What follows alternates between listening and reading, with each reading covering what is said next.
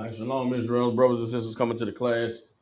You can like and share the class, let everybody know we live. Baba Kashad, like and share the class, let everybody know we live. Hey, shalom, Shabal, what's going on with y'all?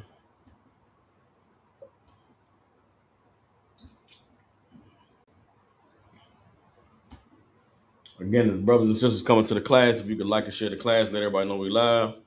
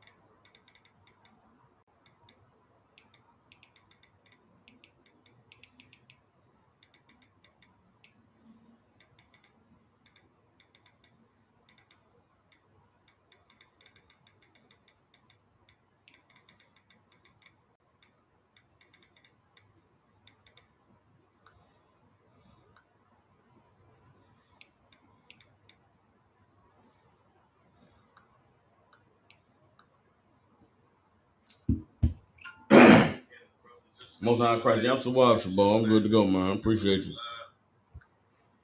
All right, we go ahead and get started. Shalom, Israel. You live with the Israelite School of Universal Practical Knowledge. Priest and Captain Soccer will hold down the class from Memphis, Tennessee. Every Tuesday, Wednesday, and Thursday, we have classes from 6 to 8 p.m. Central Standard Time. Since 1969, the ISUPK has been teaching so-called blacks, Hispanics, and Native American Indians the truth according to the Bible. What is the truth? The truth is that so-called blacks, Hispanics, and Native American Indians descend from the greatest people that have ever walked the face of the earth. The Bible identifies us as the lost 12 tribes of the nation of Israel. And in the year 2022, there's nothing more important than for so-called blacks, Hispanics, and Native American Indians to find out the truth of who we are, where we come from, and what our purpose is here on this earth. So what we like to do with these classes every day is give brothers and sisters an opportunity to come into the classroom, ask questions, get the answers to those questions out of this book called the Bible, so that you can grow closer to becoming the man and the woman that the Most High called you to be. Contained in this book called the Bible, the same Bible that your grandmother had, that her mother before her had, you understand, that your great great grandmother had, it might be sitting in your house right now collecting dust. This Bible contains all the knowledge, wisdom, and understanding that the Most High has caused to be recorded throughout history for all people to receive in these times that we're living in now, so that we can escape the oppression and the suffering and the hell that we're living in today. The Bible is not a religious book. The Bible is not about being a Christian. The Bible is not about being a Muslim. The Bible was written for one group of people, and it is about their relationship with the Creator and what it is that He requires of them to be His representatives on the earth. And so, contained within the Bible is all of the instructions and the guidance, you understand, and the protection that we need in order for us to become the people He called us to be and to live prosperously and thrive on the earth. But in the times we're living in today, we've been lied to about the Bible. We've been lied to about what contained inside of it, and we've been lied to about what it is that God requires of us. And it is because of those deceptions and those that misinformation that we find ourselves in the condition that we're in today, man. I put together this class today. Again, the title of the class is "You Can't Fight Sin with Sin. Only Righteousness Conquers Iniquity." And I put this class together today because down here in the city of Memphis, Tennessee, these brothers and sisters are reeling because of the um, random senseless acts of violence that we've been experiencing in this city lately.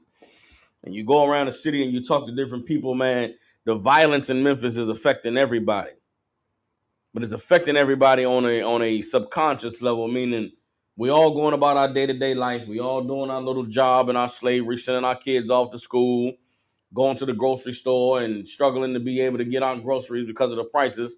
You understand? But in the back of our minds, it's a fear that today could be the day that I'm the one that gets caught in the random shootout. Today could be the day that my car is the one that gets jacked. Or today could be the day that I might have to kill one of these young boys out here because they ran up on me thinking I was, green, when really I'm not the one to be played with out here. And the really, it's sad, man, the failure of leadership that exists in cities like Memphis, that causes the people to be in the mindset that they are in. The failures of leadership in Memphis, Tennessee is the reason why brothers and sisters don't have any answers. It's the reason why we're afraid of these young boys. It's the reason why, you understand, we see, um, we see things getting progressively worse, not only in terms of the violence, but in terms of, the cost of living that's going up. You know what I'm saying? And there's no one to give us any answers as to what we're supposed to do or how we're supposed to navigate these times. And that is why the ISUPK is so pivotal and so important, because those answers that have caused the people to no longer be afraid or will cause the people to be able to breathe easy, you can only get those answers in the ISUPK. Like the pastors in the church, all of these churches down here in Memphis, Tennessee, in this so-called Bible Belt, and nobody is giving the people what it is that God said they're supposed to do in these times. Things getting progressively worse and all the violence, and nobody is going in the Bible and saying, this is what God said we're supposed to do about the violence.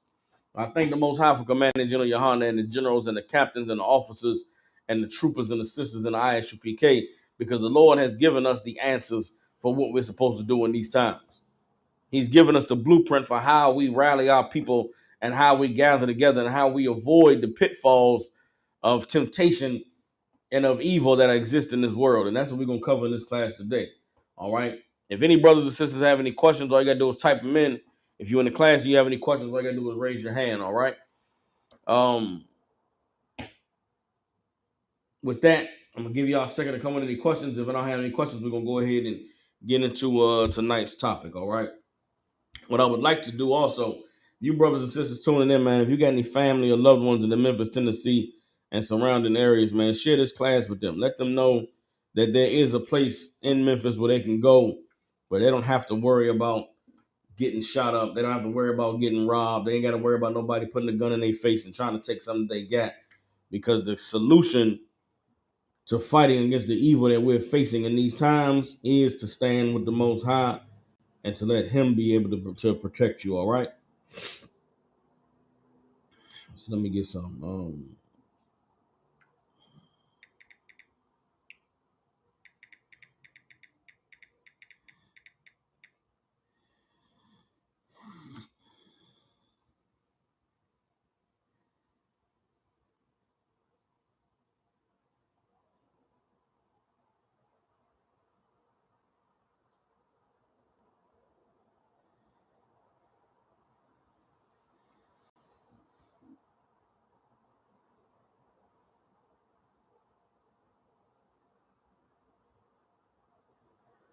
Let's get Amos chapter 5, verse 4. Amos chapter 5, verse 4 is the first scripture we're going to go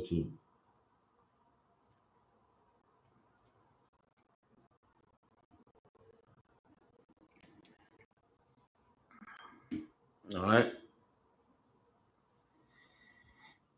Amos chapter 5, verse 4.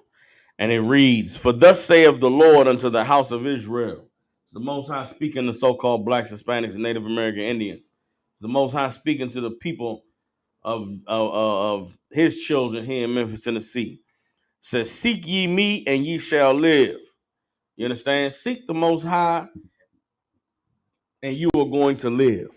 You living in a time of unprecedented danger and unpredictable violence. You should seek the Most High. And what does it mean to seek the Most High? Seeking the Most High isn't just you asking, or you praying in your room quietly. God, where are you, God? God, if you do exist and you out there, talk to me. Answer me, God. That's not seeking after God. You understand? Matter of fact, let's go ahead and get the definition of the word seek. You understand? Because of religion and because of Christianity, we've been dumbed down when it comes to reading comprehension. All these years we done had this Bible at our disposal, and there are so many brothers and sisters who have no idea what the words that they're reading mean. Let's read what the definition of the word seek, so we can get a clear understanding of what it is that the Most High is saying. Seek ye the Lord, and you shall live. Let's get the definition of the word seek. All right. All right. The definition of seek as a transitive verb says to resort to or to go in search of or to look for, to try to discover. Everybody understands? That's what it means to seek after the Lord. So to seek after the Most High, you have to go in search of the Most High. You have to look for the Most High. You have to try to discover him. Seeking the Most High isn't you in the closet praying somewhere to God, hoping that he's real and that he exists. No, you got to go find God. You got to go find him. Where do you find God? How do you know that you found God once you find him? Let's go ahead and get the book of 1 Peter chapter 4.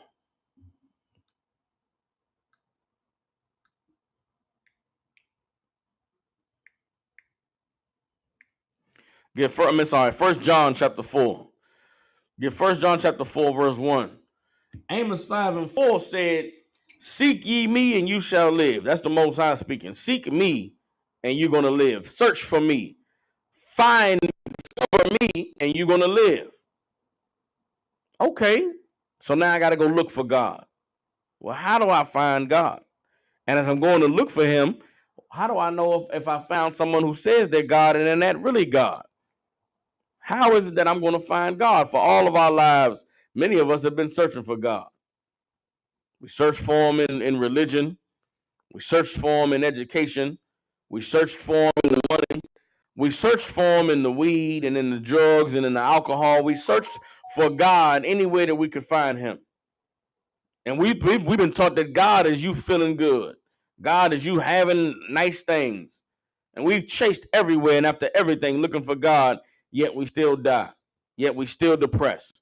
Yet we still suffering. We still addicted we still addicted, period. We still have these broken relationships.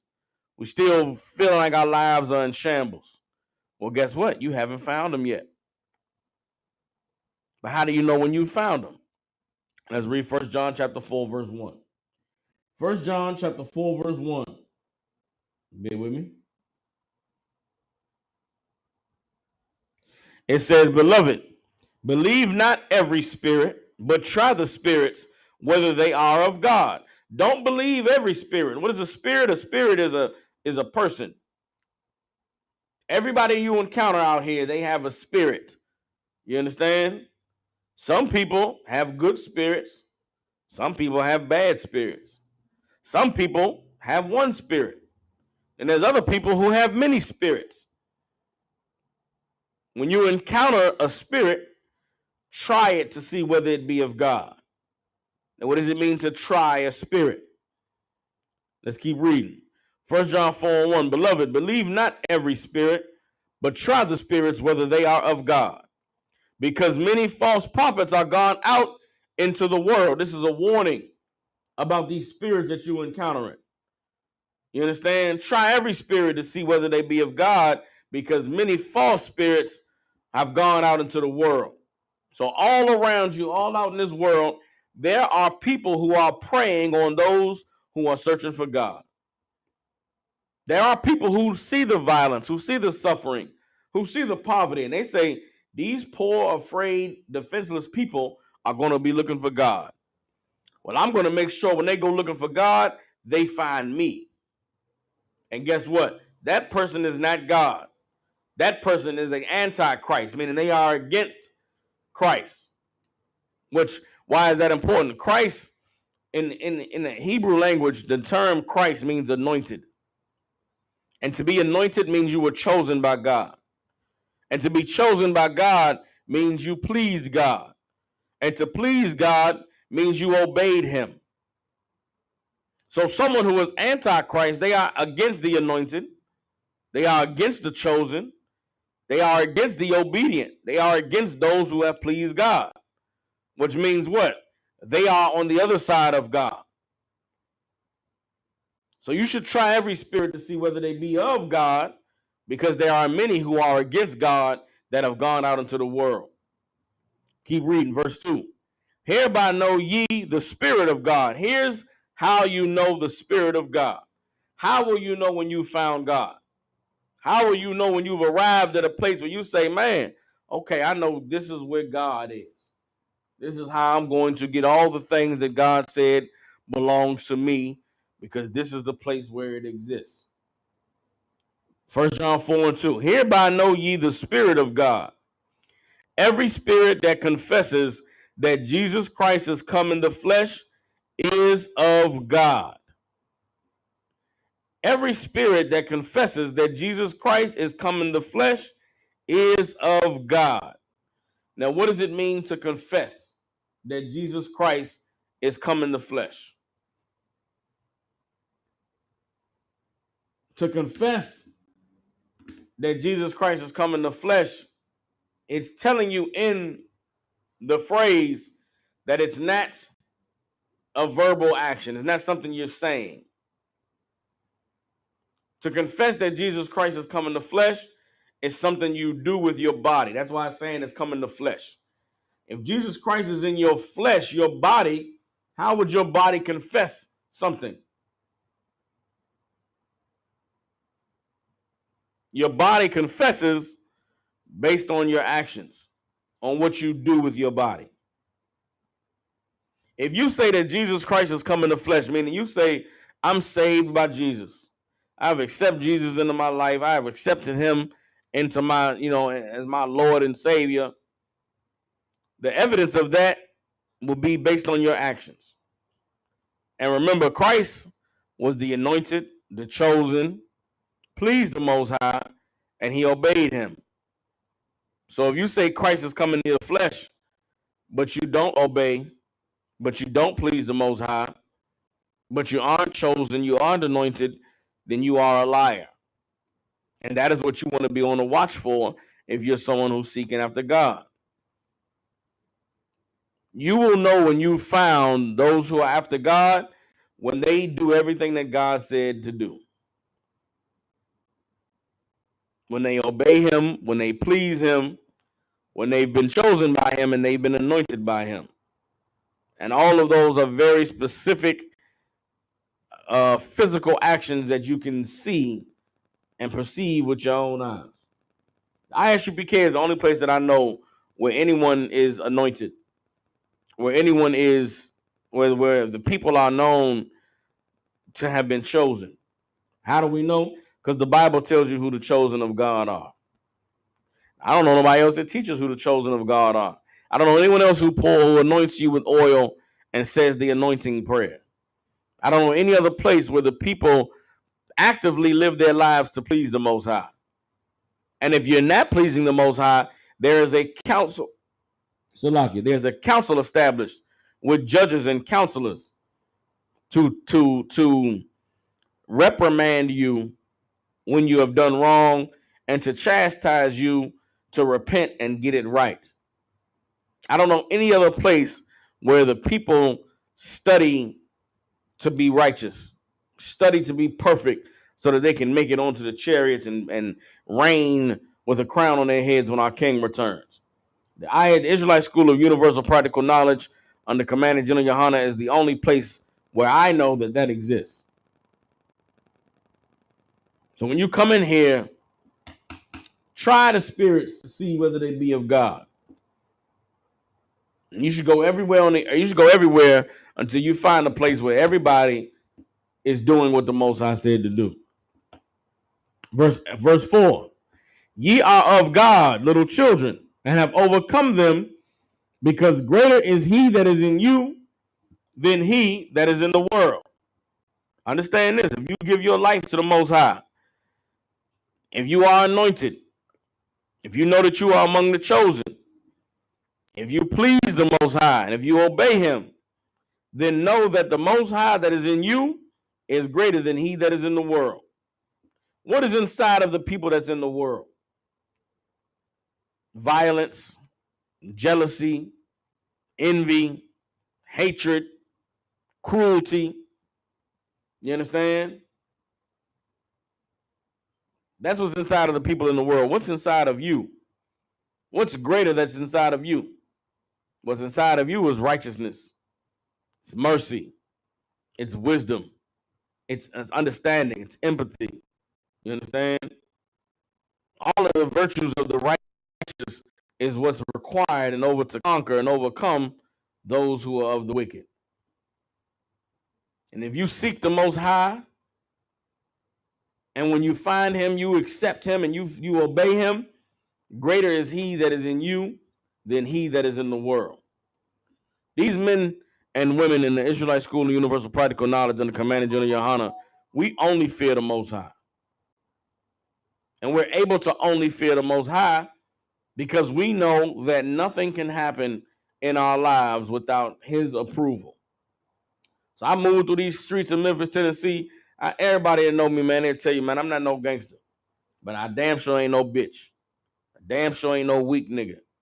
I walk through these streets and I look everybody in their eyes. And I acknowledge them and say what's up to them. I pull up at the gas station. There's 6, 7 boys out there with hoods and masks on. I walk up and I say, what's up, fellas? What y'all got going on, man? Y'all good? They say, no, what's up, OG? And I walk in the store and I get whatever I'm getting, pay for my gas, and I walk out. If I go hang out with the brothers or we going to go somewhere, or I grab the brothers, we circle up and we say, listen, y'all, this is what we about to do. This is what's going on out here. Everybody just keep your head on the swivel, you know what I'm saying? Just be a man about how you conduct yourself, and we're going to be all right. We go everywhere we want and do whatever we want, and we leave. We'll never have no problems. We'll never have no issues. Not because we some super gangsters, but because the Lord is with us. Hell, we train. We go out in the field and we train. Brothers is doing push-ups and sit-ups and hitting the punching bag. Brothers is jogging and running miles and doing sit-ups and leg lifts and goddamn dips and bench presses and whatever, the chest flies. We doing all of that. Why? Because we making sure that we stay prepared. Hell, we in these books every day, in the Bible every day, studying everything every day. Why? So we can always be quick to answer anyone that has a question pertaining to God or pertaining to life or pertaining to what they're supposed to do. All of these things are the fruit of righteousness. And they come from those who have sought the Most High and found him. And greater is what's in us than what is inside of those that are in the world. You understand? Let's keep reading. Verse 5. They are of the world, therefore speak they of the world, and the world heareth them. What is that talking about? You run into people in the world, man, they definitely afraid of what's going on out here in these streets. I remember when I moved to Memphis. I visited Memphis. I moved around, met some people, and they talking about, man, Memphis crazy, man. I can't wait to get away from here, man. These young boys, man, they killing anybody, man. They shooting anybody. You ain't mind your business. You walking down the streets, I might just shoot you. And I remember when I first visited here, I'm like, man, I'm like shooting nobody for no goddamn reason. What that kind of crazy shit is you talking about? I grew up in D.C., man, in the early 2000s.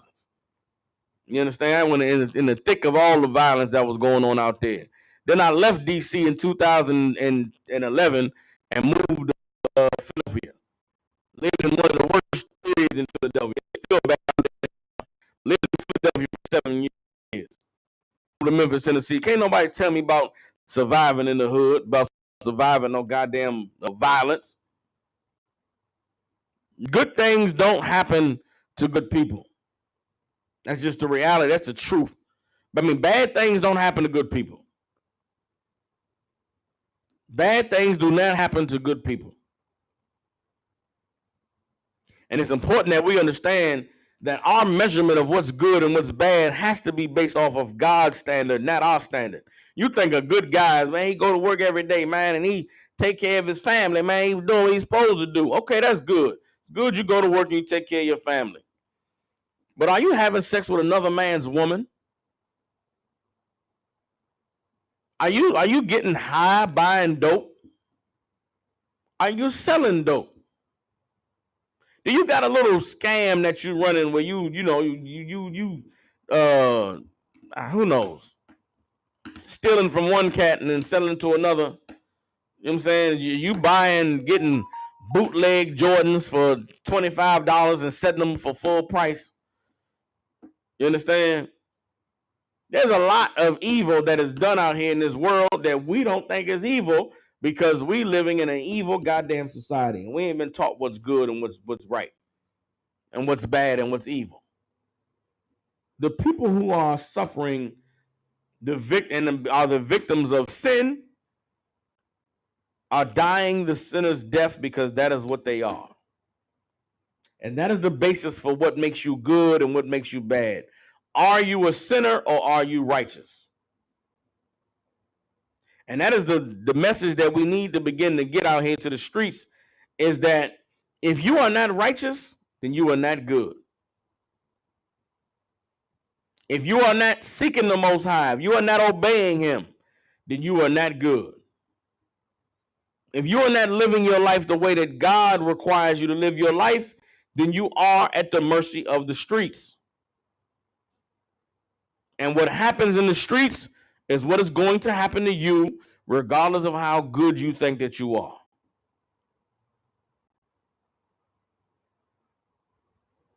And I say that to say, recently here in Memphis, about a week ago, a cat went on a shooting spree, just out of nowhere.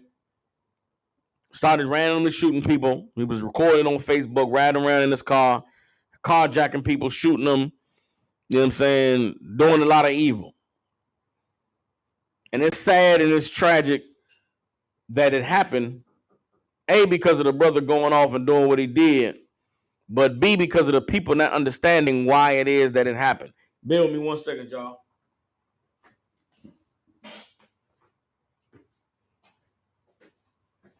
Who is it?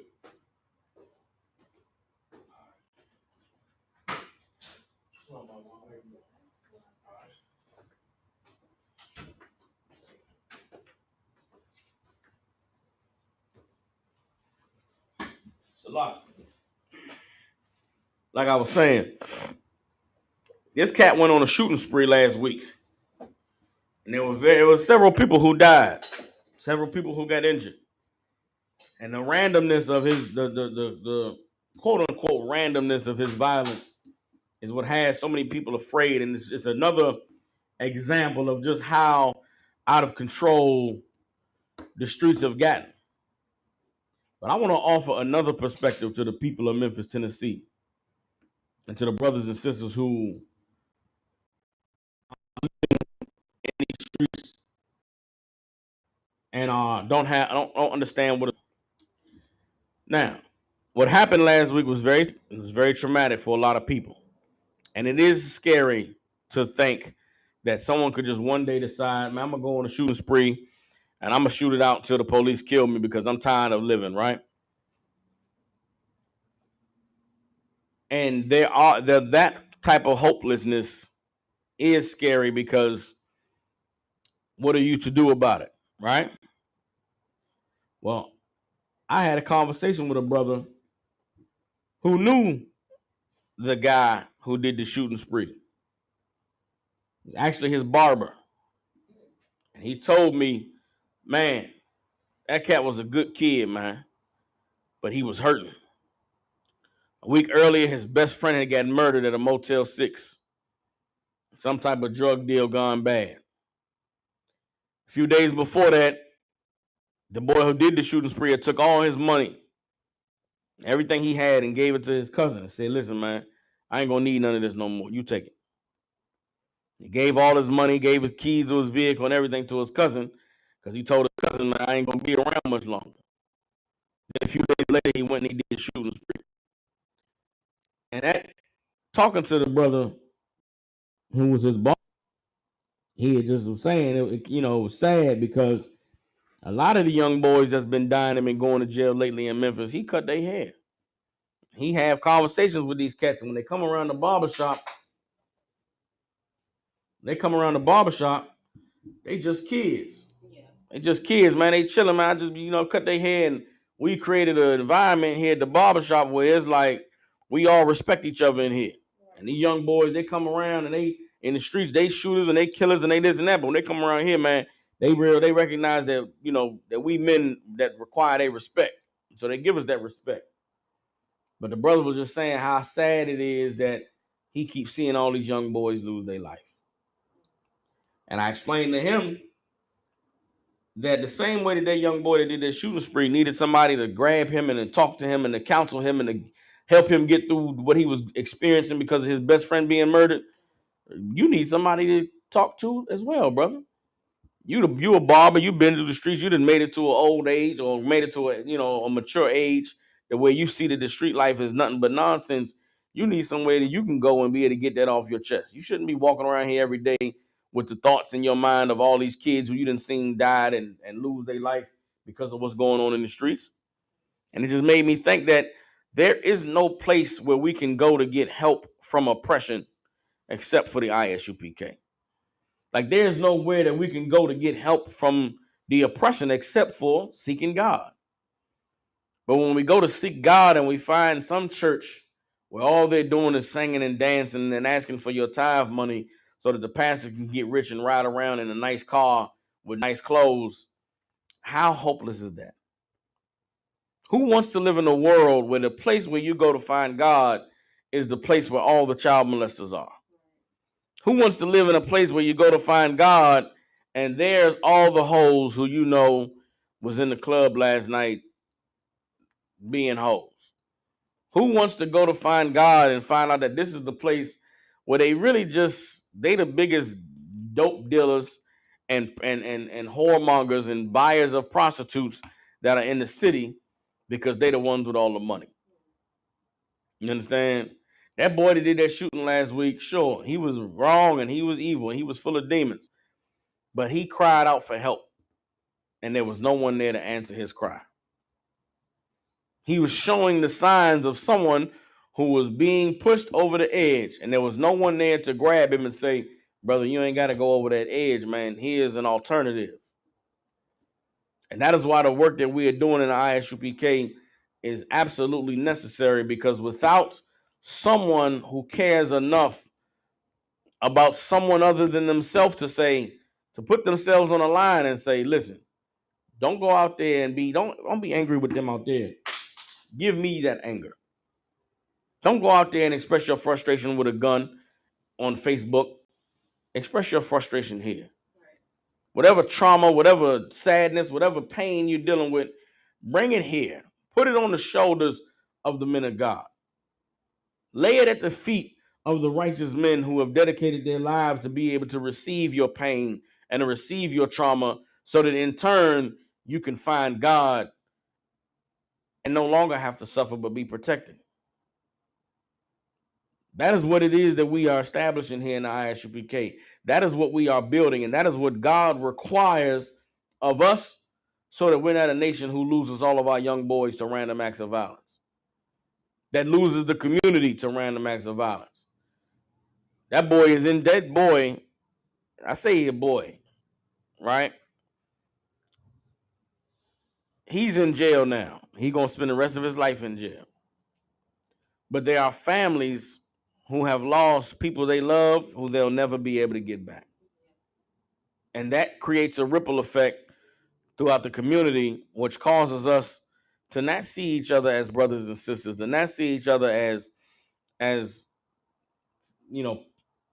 people in the same struggle, but causes us to see ourselves as victims and the predators. When we are not the predators, even the predators amongst us are victims of the same thing that they are doing to the people who they prey upon. Everybody understands? Let me drop that. Let me get on. Drop that.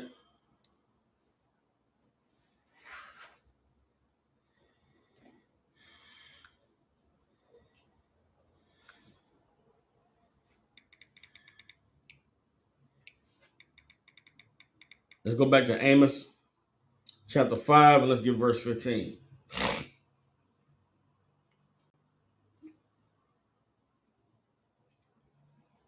Let's get Amos 5 and 14. We're going back to Amos, and then we're going to get into it. Some of these other scriptures, all right?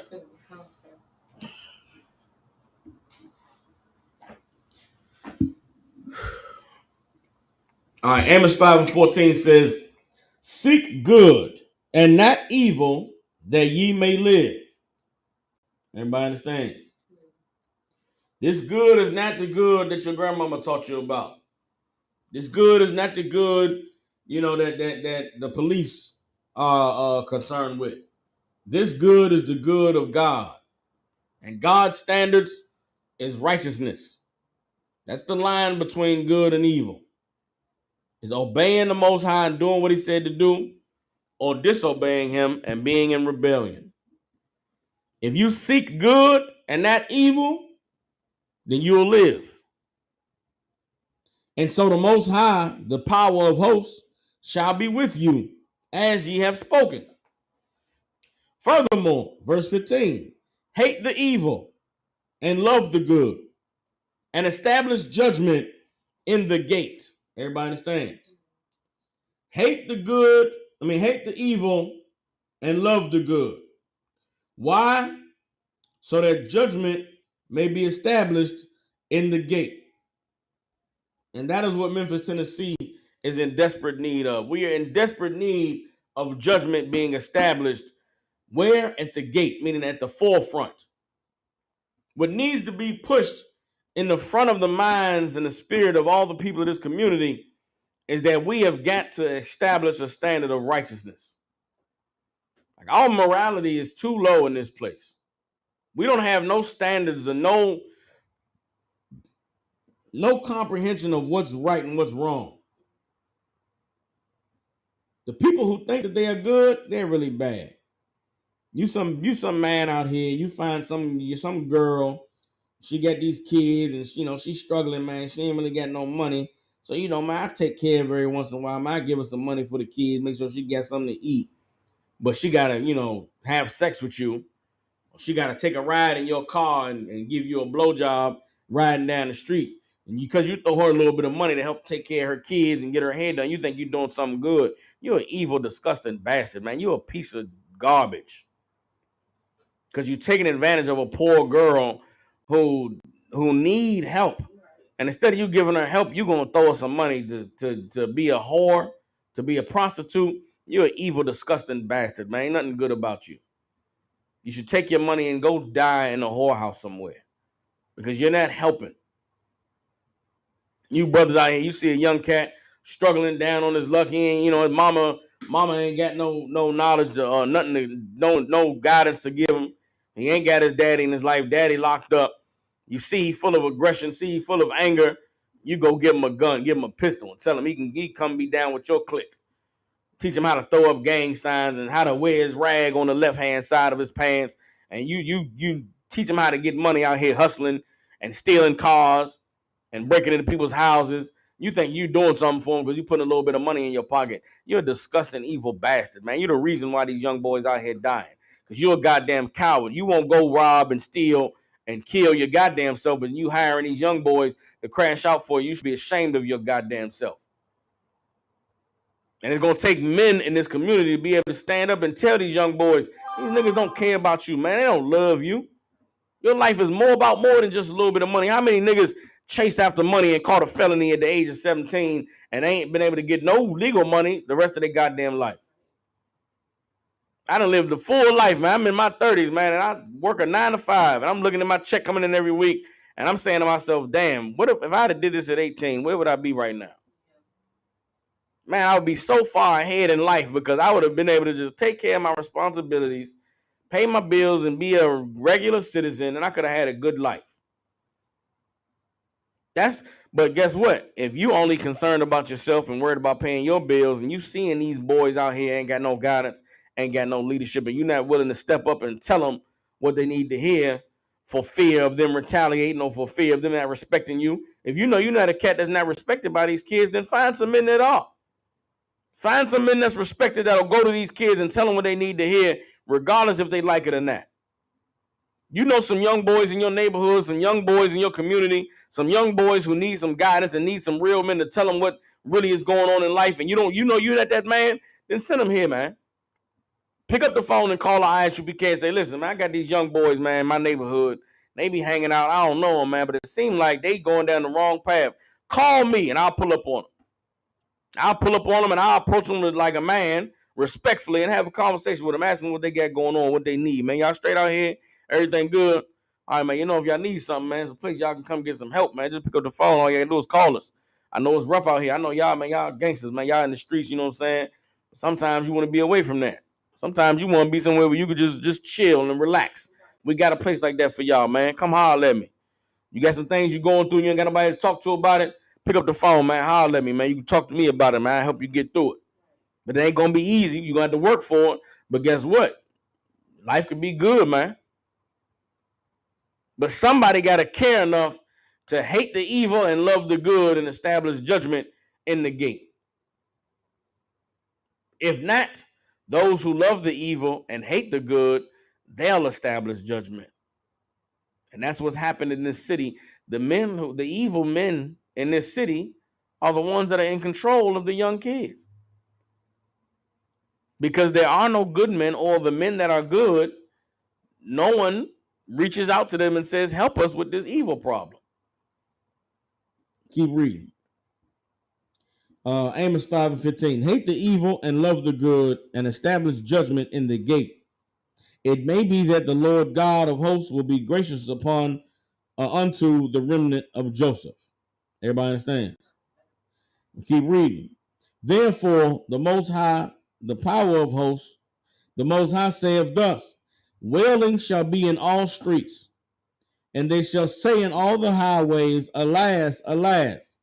And they shall call the husbandmen to mourning, and such as are skillful of lamentation to wailing. And in all vineyards shall be wailing, for I will pass through thee, saith the Lord. The Most High is saying, if you don't get it right, then there's going to be crying, and there's going to be sadness, and there's going to be suffering, because I am going to move on this place, and everyone is going to feel it. And right now in Memphis, Tennessee, we are feeling it. We are feeling the wrath that comes with righteousness not being established in the gate. When wickedness is allowed to proliferate and allowed to propagate and allowed to thrive and grow, then the result is a place like Memphis, Tennessee. But Memphis doesn't have to be this way. Memphis could be the kingdom of heaven if what? If a few good men and a few good women come together and do what the Lord said to do. We'll be able to change the face of this city, because that is what the Lord wants. Everybody understands? Let me drop that. Again, the title of the class is You Cannot Fight Sin with Sin. Everybody understands? Righteousness conquers iniquity. It made me think of me being a kid growing up. They used to say you can't fight fire with fire. And if you think about it, that's very true.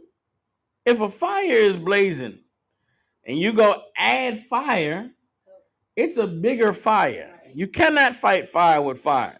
So how do you fight fire? You fight fire with water. It's fire, it's hot, it's burning.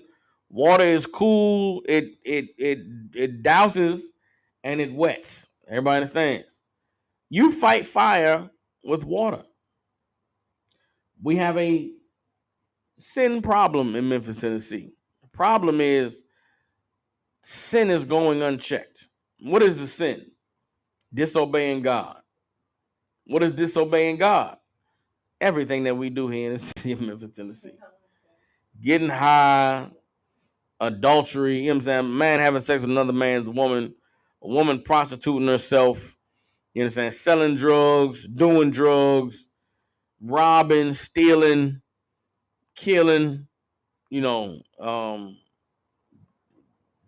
disrespecting each other with nobody saying, hey man, don't disrespect me, that's wrong. Like, there's all of the answers to the problem here in Memphis, Tennessee is the righteousness of God. It's just a little morality. Just a little bit of, I'm not going to do that. That's wrong. And the thing is, moving through this city and talking to the people, a lot of people know what's wrong. They know what's right and what's wrong, but there's a mentality of I. There's a mentality here of I ain't shit. Why would I do good? I'm just a South Memphis nigga. I'm just a nigga from the projects. I ain't nothing. Why should I try to be good? Why should I do good? And that's the failure of leadership. That's the problem with not having nobody to say you deserve better. You're better than this black man. You're better than this black woman. Why would you continue to do this to yourself when you know you deserve more? There's a void of hope in this city. Like there's a void. There's somewhere it's missing in them that I can have better. It's like this is all I got, and this is all I'm ever gonna be. So why would I do anything different? God damn, that's hopelessness. That's oppression does that to you. The weight of oppression in this place is so heavy, and it is the weight of oppression is not just the oppression that comes from the oppressor, but it's a trickle down. It's like there's there's racist oppression here, very very heavy. It's so much systematic that you know it's in the government, it's in the industry, it's in the infrastructure. I work at a big corporation that's here in Memphis, Tennessee. But the oppression is so heavy in this place that you can't even get hurt at work and tell anybody you hurt.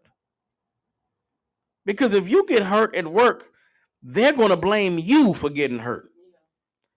They're going to punish you for getting hurt. I got hurt doing what I'm told to do on the job. Soon as I get hurt, you tell me it's my fault that I got hurt and give me a warning letter because I got hurt doing what you told me to do. Next time, I'm not telling nobody I'm hurt. I'm just going to be in pain, coming in here every day in pain and hurting. So God forbid I got to not get a check and can't pay my rent and can't, put food on the table. I'll just suffer in pain every day.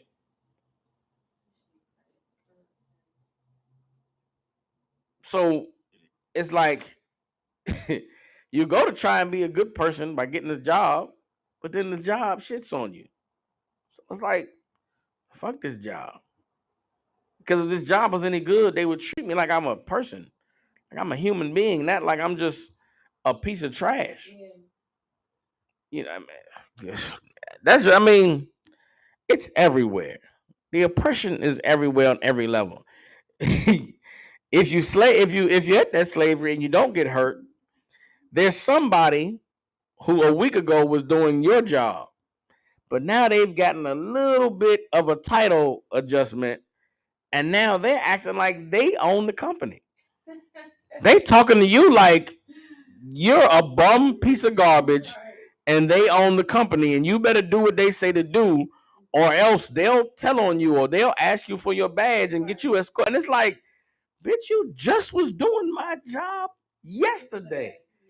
You're not a company person. They don't love you, my nigga. You just got a line captain on your vest. You're nobody for real. But because you get a little bit of a bump up, you think it's your responsibility to treat me like trash. Like that is so ingrained in this place that anybody who got a little bit of a leg up, immediately you got to kick somebody beneath you.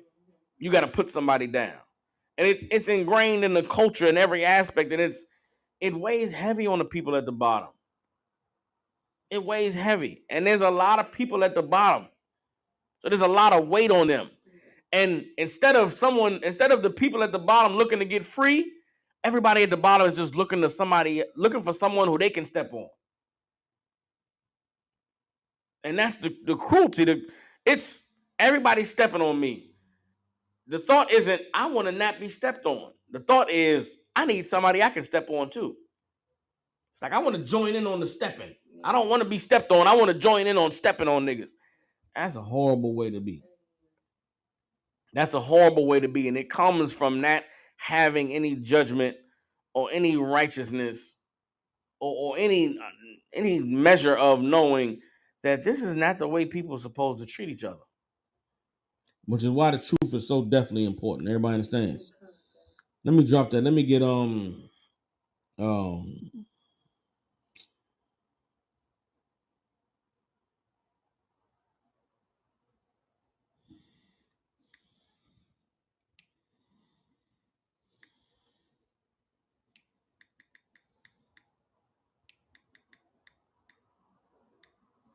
let me get Luke chapter 11 verse 18.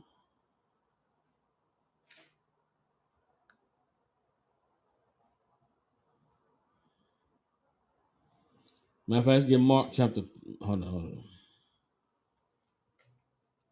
Get Mark 3 and 22.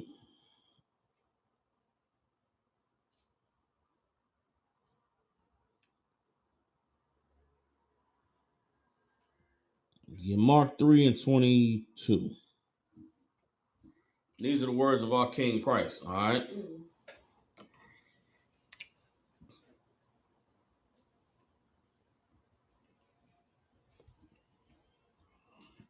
All right. It says, and the scribes which came down from Jerusalem said, he has Beelzebub, and by the prince of the devils cast out he devils. So what they saying? Christ is out there casting out demons, healing the sick. You understand? And they said when they saw Christ doing all these great things, he has Beelzebub, meaning he got a demon on him. He's possessed. And by the prince of the devils cast out he devils, meaning he's using Satan to to to cast out these demons. I'm talking about Christ. They saw him doing something that was honorable, something that was righteous. And instead of them saying, man, that's honorable and righteous what he's doing, I said, man, that nigga full of demons. That's why he able to control them demons, because his demons stronger than they demons. Exactly. Verse 23, and he called unto him and said unto them in parables, how can Satan cast out Satan? Y'all saying that this, I'm doing this by the power of Satan. Tell me then, how can Satan cast out Satan?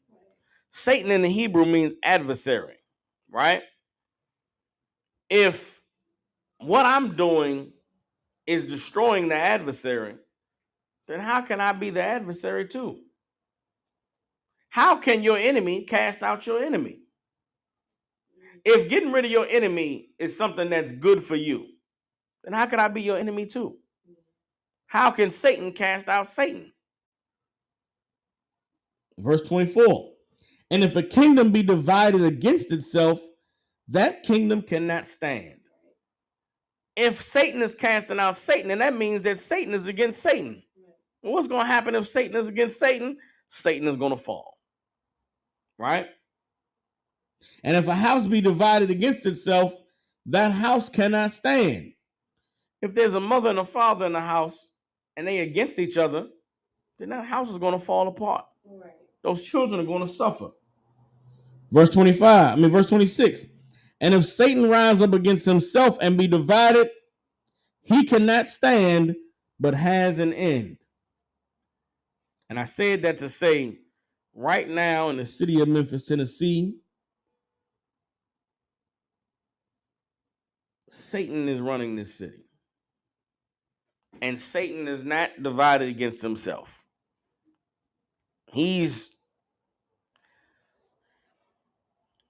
Again, you can't fight sin with sin.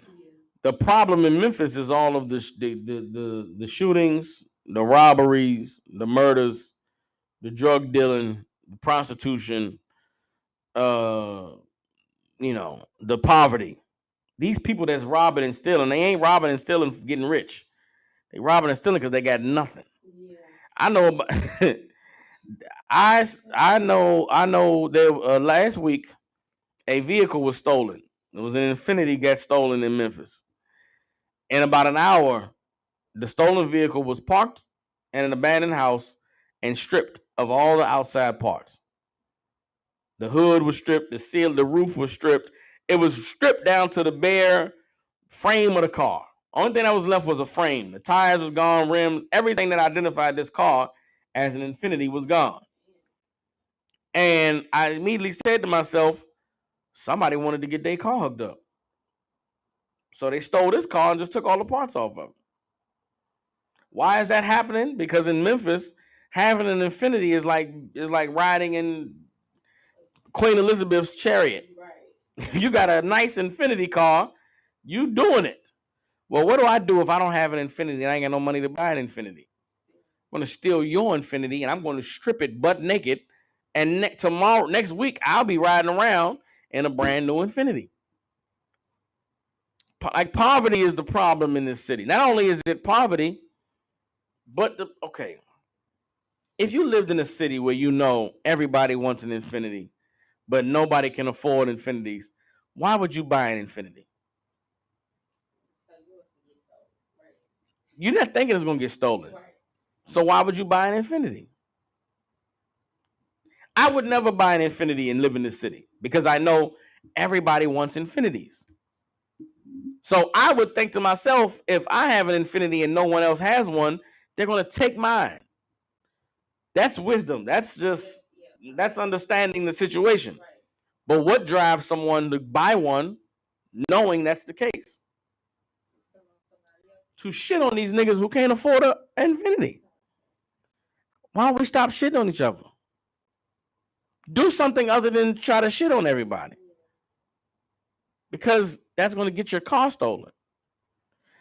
Everybody, now I don't know if this is a countrywide thing. I don't know if this is everywhere in the nation. But all these young boys want them a Chevy Hellcat. I don't know what it is. I think it's a two-door Chevy. Chevy is Chevy. No, is it Dodge or is it Chevy? It's Dodge Challenger. It's a two-door Dodge, like Tazadaki got. But there's a supercharged version that's called a Hellcat. And got special paint on it, and it drive really fast. All the young boys want one, but they're like a $90,000 car. Yeah. So if nobody can afford a Hellcat, why would you want to go get one? Wisdom would say they're going to take your Hellcat, but you want to get it so that you can stunt on these niggas that don't have one. Go look at the vehicles that were stolen during the spree that happened last week. I believe the brother stole an Infiniti. I believe he stole a Challenger, and then he shot some lady and took her Toyota. But he stole the cars that every young nigga in Memphis wished they could drive around, and he did it because that was he was going to have some fun before he died. We need to change the culture and the mindset that exists in this place. There's a way that we can live and have nice things and appreciate life without shitting on one another. There's a way that we can live and be fulfilled and have a purpose without feeling like somebody else gotta hate you. And maybe my experience is unique because I come from DC. I grew up in a place where that was the culture. The culture wasn't, getting out or having something, or having your own thing. It was having a thing another nigga wanted. Yeah. And there's a culture of, if a nigga ain't hating you, then you ain't doing something right. But that culture is what results in you dying. It results in your death. We seeing it, all the time in the news. Young Dolph got murdered down here. Mm-hmm. Why? Because he had something that people wanted. And because he had it and they didn't, he's going to kill you to just so you don't have it no more. Well, that's a horrible way for anybody to exist. Satan is not divided in this place. Everybody is on one accord that we're going to be the grimiest and the dirtiest and the most low down, and that is how we living to get by.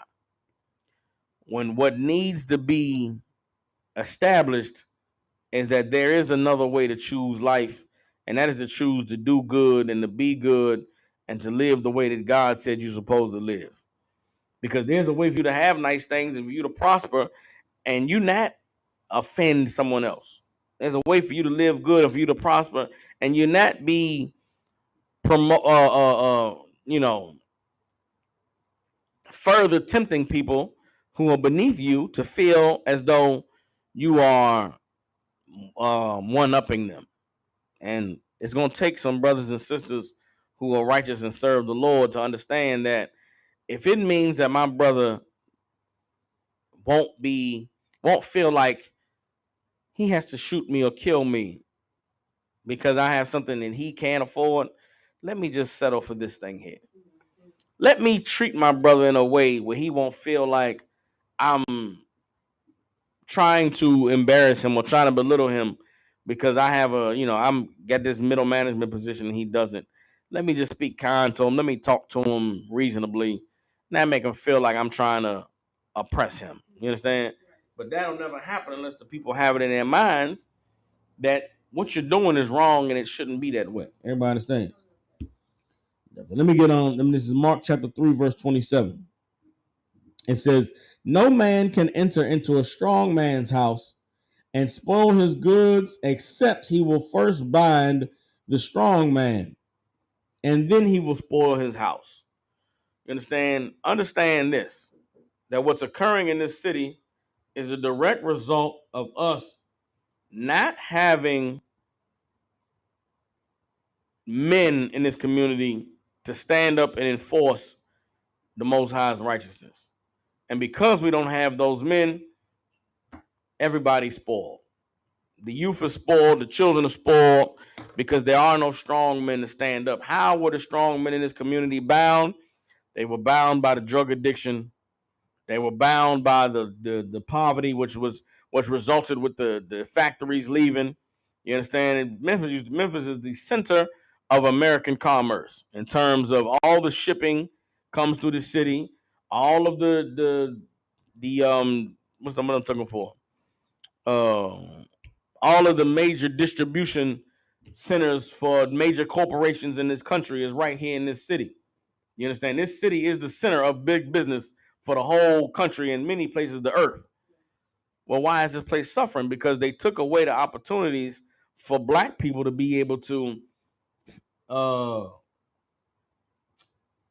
not hire themselves, but to be able to prosper outside of those big corporations. You understand? So now that they reestablished the plantations down in this city, only way you're gonna be able to get ahead is if you come and you work for massa. Everybody understands? Well, with the poverty and the drugs, and then the culture that was established of you got to get by any means necessary, we have digressed into a community of predators and the prey. And these young boys, they refuse to be the prey, so they are going to be the predator. Bear with me, y'all. 1 second. Who is it?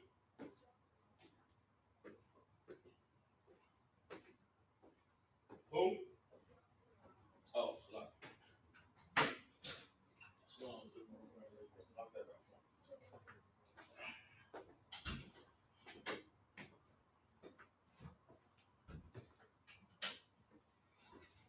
And so, by the strong men being bound, now the goods have been spoiled. And make no mistake about it, these young brothers and sisters in this city, they are the goods. You understand? You brothers and sisters that's tuning into this class, you are the goods. The most intimidating thing to our oppressor is us coming together. That is why no matter at any cost, they will pull out all the stops to stop you from coming together. But that's why the Most High has sent priests and prophets into this city. That's why the Most High is raising up daughters of Zion in this city, because the Most High wants for this city to become a place where his people love each other again. He wants for this city to become a place where his people stand up for him again. He wants for this place to be a city where the people have no fear of what anyone can do to them because they have sought the Most High and they have found him. Everybody understands? Let me drop that. Let me get on.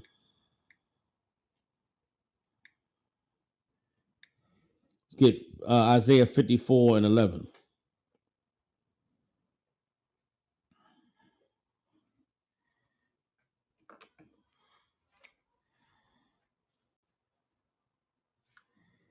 And let me just say this. I hate to hear the way people talk about this city, meaning the oppressor, the media, the people that's in this city. You know what I'm saying? I was thankful for the conversation I had the other day with that brother who was a barber because he understood. He didn't have the words to say it, but he understood. Man, these young boys is oppressed out here. They ain't getting no money, man. They ain't got no guidance. They think that the hustling and on the block is the way to get by. And you got these older cats, you know what I'm saying, that's giving them the guns and giving them the money and telling them to go do this and go do that so they can get some clout. When really, you know what I'm saying, nobody warning them that they're gonna end up dead or they're gonna end up in jail. He was explaining to me that these young boys, when they coming in that barbershop and they get their hair cut, they young boys. But when they get out there in the streets, they gotta be grown because that's the only way they feel like they're gonna make it. They gotta be tough. They gotta be, they carrying a pistol. Or they hustling this or they hustling that because they feel like that's the only way to be respected. When respect isn't gotten because of somebody being afraid of you doing something evil to them, respect is gotten because you somebody that gives respect. And he was saying that in the barbershop, man, we get respect because we give respect. We don't disrespect these young boys. We don't call them out their name and we don't talk down on them, but we going to tell them what's right. And they going to respect. They respect us for it. And he was telling me different. He was like, man, you know how many times we done stopped the killing, man? We done stopped the murder in the barbershop. And I was explaining to him, that's because them boys love y'all. I was like, they don't have the words to say it. It's hard for a black man to even acknowledge love. When you felt like you ain't received it your whole life. And a lot of these young boys, they never received no love. They never received love because all they've known is hardness their whole life. Women down here in Memphis, Tennessee ain't raising no punk, bitch. So I can imagine your mama in the streets, in the hood. I can only imagine how she raising her son. Because she ain't no hoe. God forbid her son be a hoe. But his daddy ain't around. Ain't nobody there to teach the boy. So she going to be extra hard on him. A lot of these young boys is growing up super rough. So when they get out here in the world and somebody extends some kindness to them, somebody show them some love, somebody treat them with some respect, somebody talk to them in a way that it ain't talking down, they don't know how to say, man, I appreciate that, man. You man, thank you, man.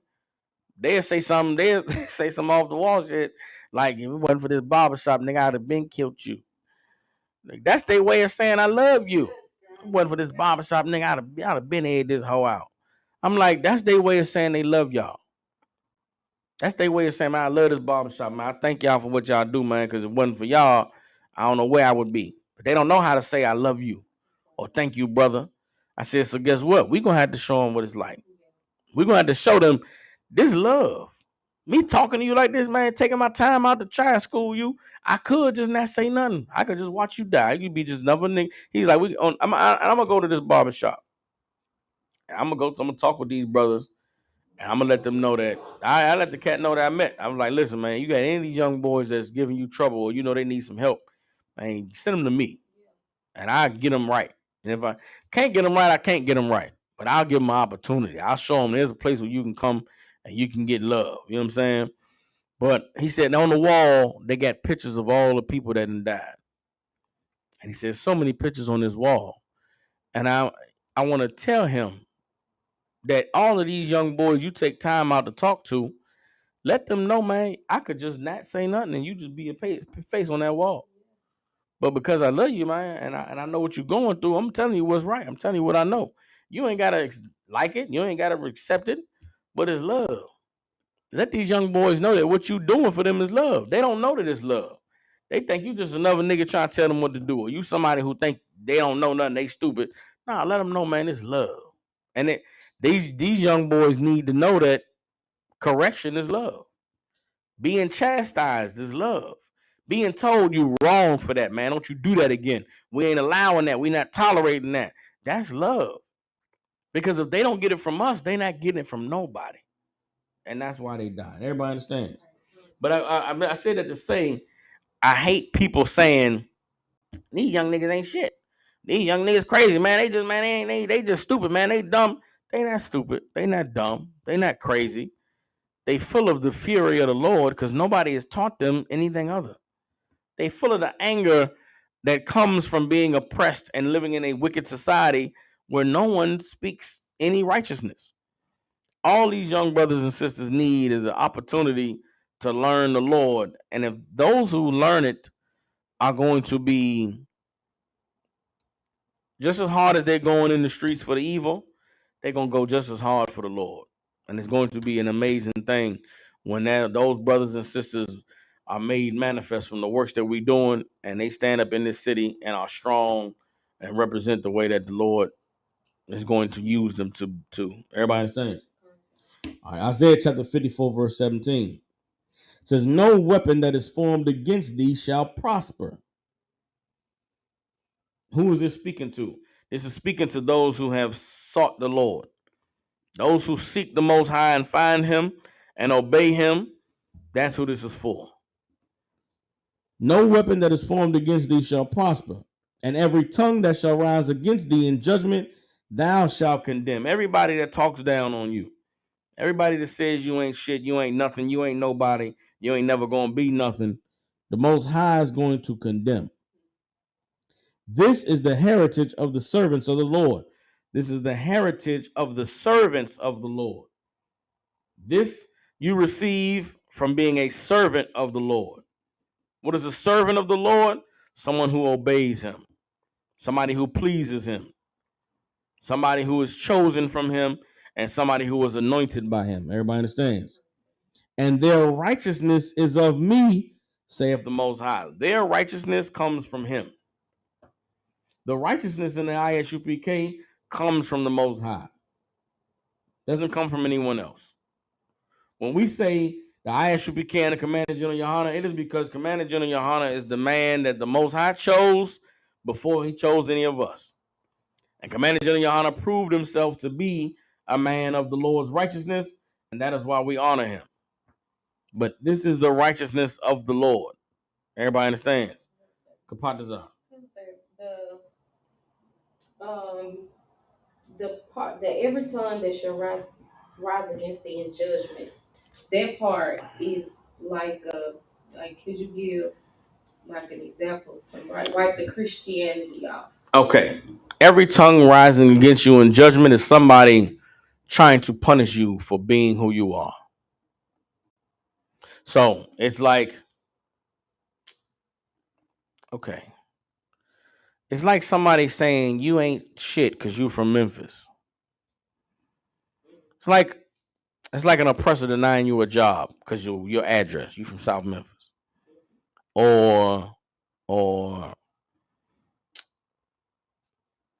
uh say it's an organization that's designed to help out in struggling communities. They won't come help out here because that's Memphis. Them niggas, they ain't no helping them niggas. That's a tongue. It's like somebody talking down on you because of where you're from or who you are. Okay, so it's not pertaining like so is it just blacks and Hispanics or the people in the UPK? It's okay. It's the servants of the Lord. Okay. It's specifically those who serve the Lord. Okay. All right. So I'm reading from one more time from the top, and then I'll break it down for you again. So it's Isaiah 54 and 17. No weapon that is formed against thee shall prosper, and every tongue that shall rise against thee in judgment, thou shalt condemn. This is the heritage of the servants of the Lord, and their righteousness is of me, saith the Lord. You understand? So the heritage, what is the heritage? The heritage is like your inheritance, the thing that's passed down to you. What is passed down to those who serve the Lord from the Most High? That no weapon formed against them shall prosper. If you obey God, you do what He said to do. Can't nothing come up against you. Can't nothing overcome you in your serving God and being what God called you to be. Every tongue that rises up against you in judgment, you're going to condemn. Anybody say you with that cult, or you don't serve the God, y'all not righteous, y'all don't do what God said to do, or you just a bitch, you ain't nothing, you just a hoe from South Memphis, you ain't shit. You're going to condemn them because your actions show that I serve the Lord.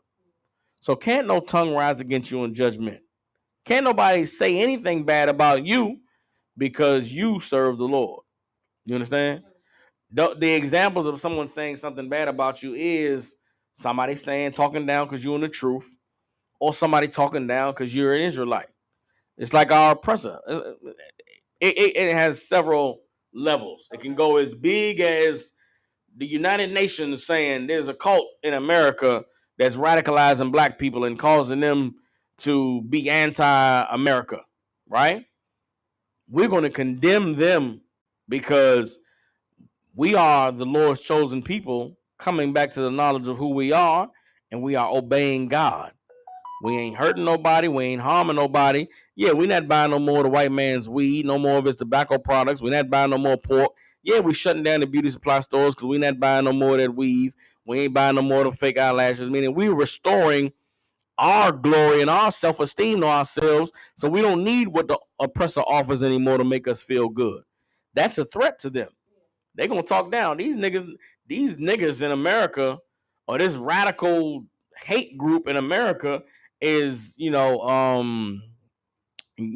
radicalizing people to be against the government when really all we're doing is we bringing our people back to the Lord.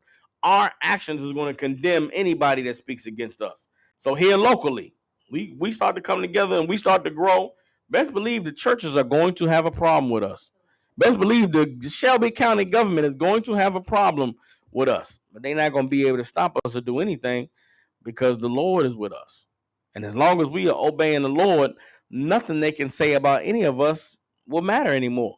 We're going to get brothers who are in gangs, who have committed robberies and murders, who have rap sheets a mile long, and we're going to transform them in the priests of the Lord. And people are going to say, that nigga's a killer, that nigga's a gangbanger, that nigga's a murderer. And we're going to say, no, he's not. This brother is a man of the Lord that serves God. He's none of those things. There's going to be sisters that come in here that maybe used to be into some horrible, evil things.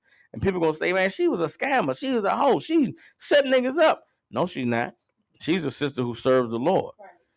That's what it's talking about. Nobody who rises up against you in tongue to judge you, you're going to condemn them because your actions are going to show I am none of the things that you're trying to say that I am. You're trying to punish me, you know what I'm saying, by speaking, and I'm none of those things.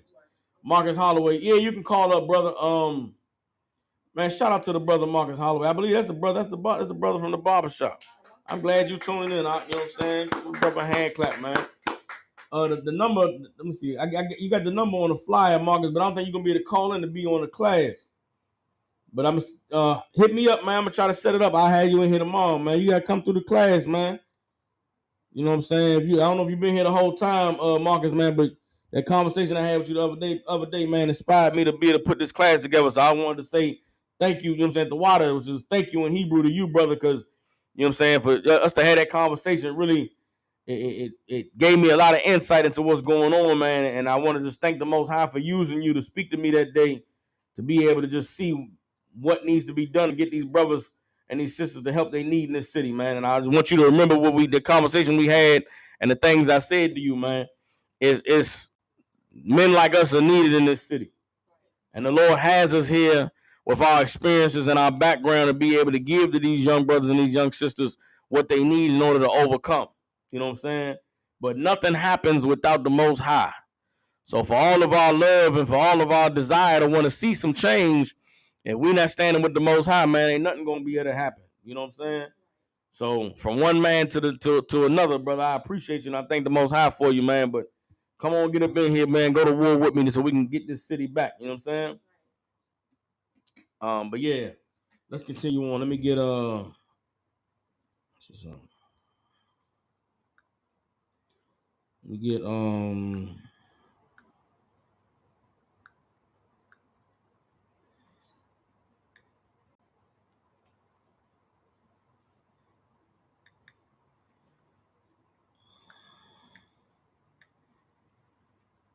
give me Matthew chapter 6, verse 33.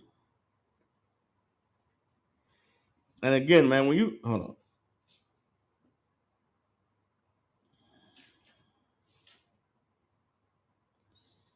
Matthew 6 and 33. Again, powerful thing about understanding these scriptures and how they apply to our lives that we're living today is that the answers to all of our problems is right here in this book. We want to put an end to the gun violence. We want to put an end to the poverty.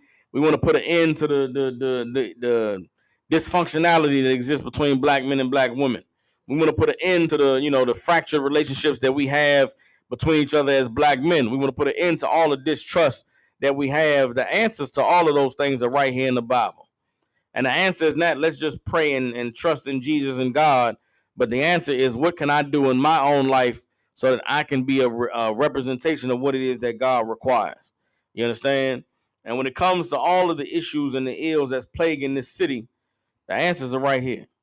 All the Most High needs is some men and some women that's going to follow him and do what he said to do so that we can make these promises in this Bible manifest. Everybody understands? Matthew chapter 6, verse 33. It says, seek ye first the kingdom of God and his righteousness, and all these things shall be added unto you. Everybody understands? Again, what does that word seek mean? Okay, no problem. The brother Marcus said he from St. Louis. He just wanted to join class. No problem, Marcus. Well, you in the class, brother. I could try to set up tomorrow for you to be able to call in with a calling number, but just type in what you want to say right now. I can put it up on the screen, all right? The word seek means to search. The Most High said to seek ye first the kingdom of God. You understand? What is the kingdom of God? How do you seek the kingdom of God?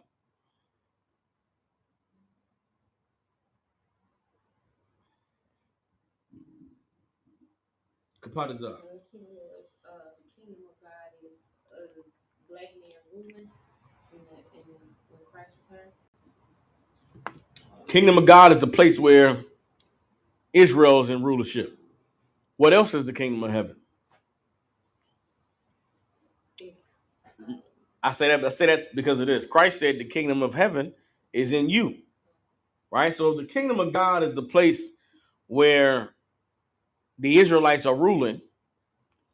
How can you find the kingdom of heaven inside of you? Well, how can the kingdom of heaven be inside of you?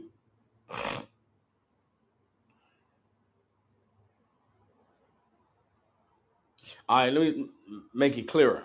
What does it mean that Israelites are ruling? What does a place where Israelites are ruling look like?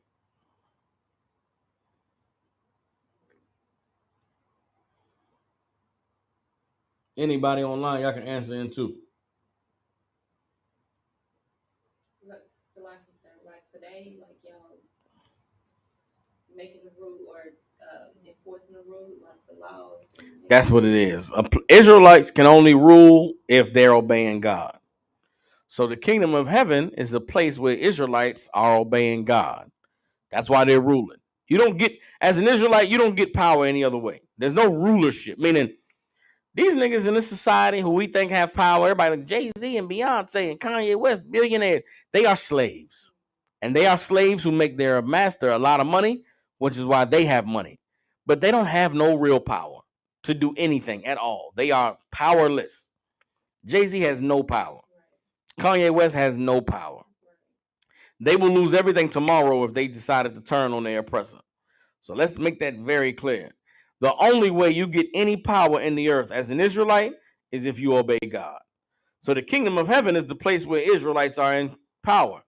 It's because they are serving the Lord. Everybody understands? All right.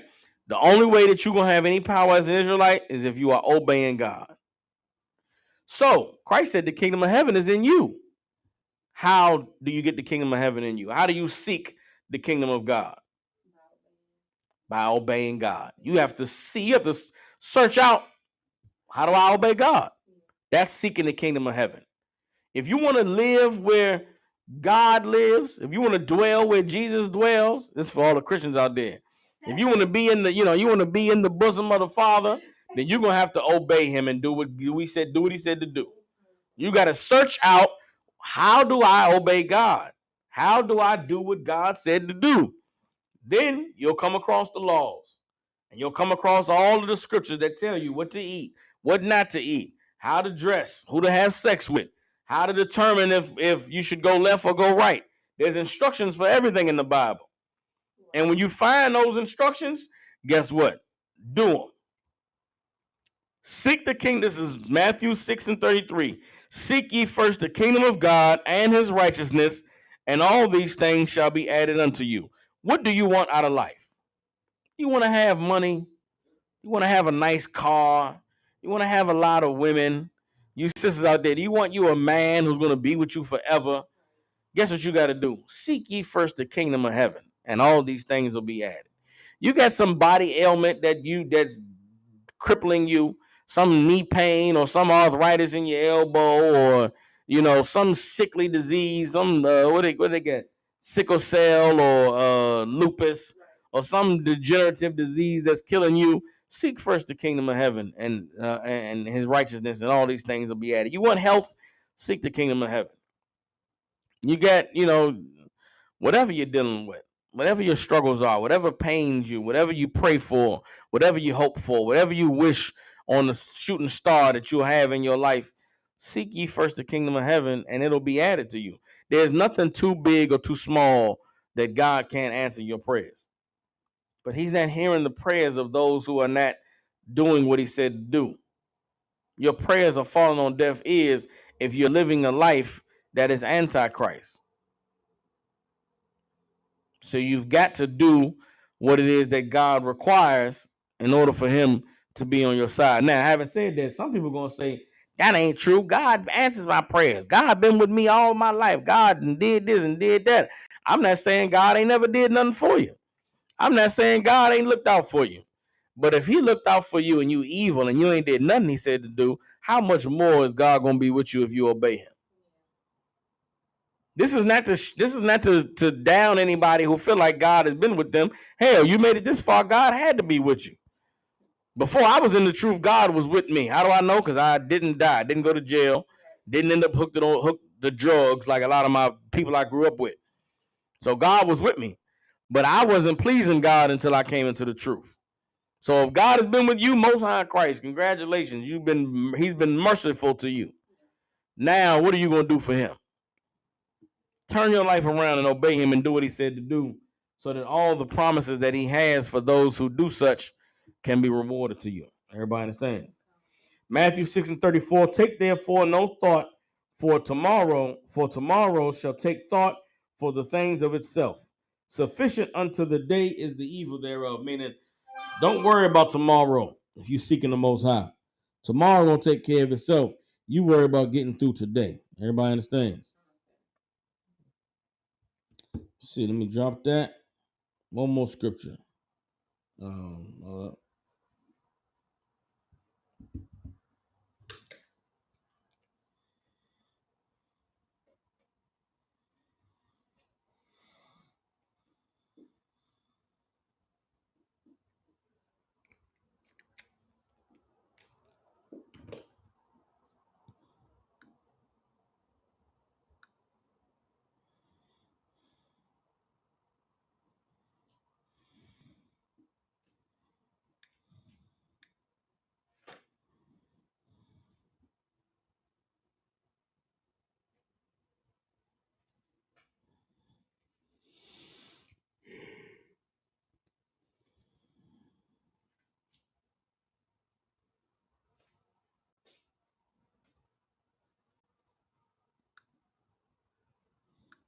hold up.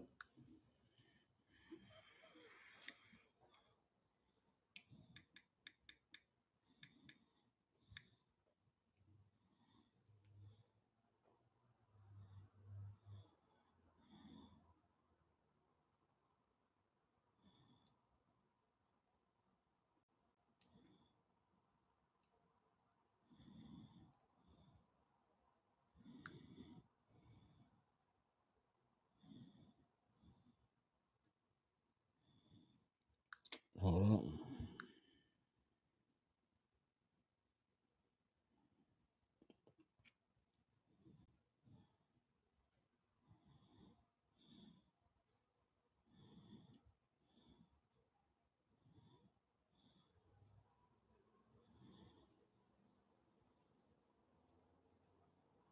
All right, let's get Romans chapter 6, verse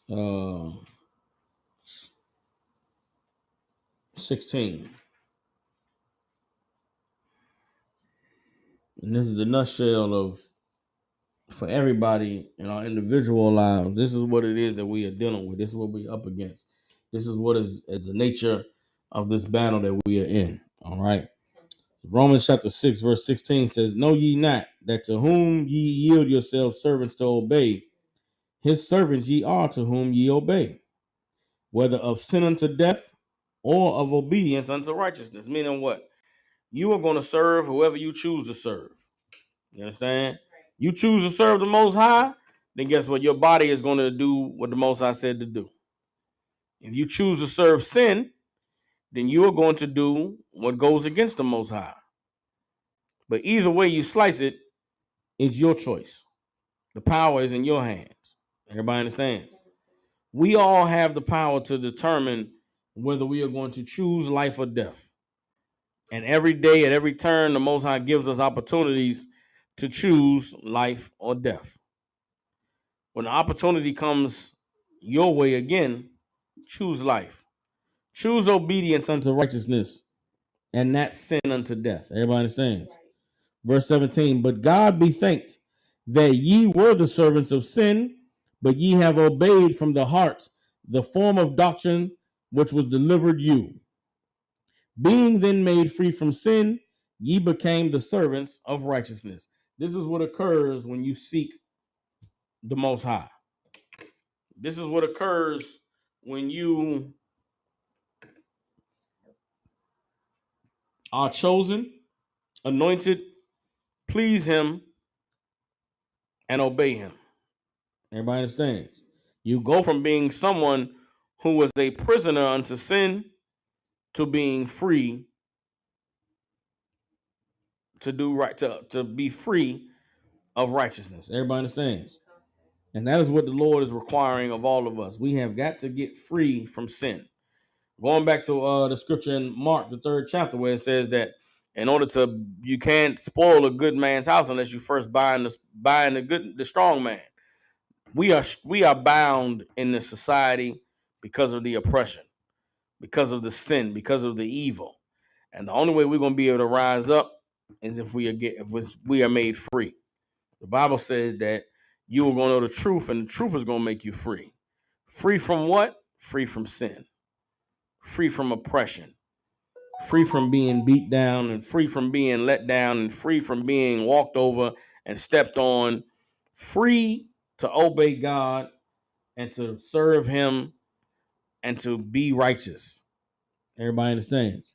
And that freedom only comes from you choosing to serve the Most High and no longer serve sin. All right. And with that, with the Israelite School of Universal Practical Knowledge out of 1 West 125th Street, Harlem, New York, since 1969, we've been teaching so-called blacks, Hispanics, and Native American Indians the truth according to the Bible. What is the truth? The truth is that so-called blacks, Hispanics, and Native American Indians descend from the greatest people that ever walked the face of the earth. The Bible identifies us as the lost 12 tribes of the nation of Israel. In the year 2022, there's nothing more important than for God's chosen people to find out the truth of who they are, where they come from, and what their purpose is here on this earth. Every Tuesday, Wednesday, Thursday, and Friday, we have classes from 6 to 8 p.m. Central Standard Time for brothers and sisters to come in here, learn the truth, get closer to the Most High, and become the man and the woman that He called them to be. And with that, brothers and sisters out there, you got family, loved ones, people you care about in the Memphis, Tennessee, and surrounding areas, get in contact with us here at the ISUPK, man. We love black people. We stand for our people. And this is the little sanctuary the Lord has preserved for us to be able to find out the truth and to serve Him and become who He called us to be in these last days. With that, we're going to give one courtesy salute. Amajim, which means to stand. One courtesy salute to the brothers, men of Israel, Ma'am Shabbat, Amajim, Barak, Yahweh, Shem Yahushua, Barakathum, Yachim Matam, and hands down, sorry, trying to face the sisters. We get the sisters one courtesy salute, men of Israel, Ma'am Shabbat, Amajim, Barak, Yahweh, Shema, Thamba, Shem Yahushua. Yahweh, Shema, Thamba, Shem Yahushua. Yachim Matam, class is missed.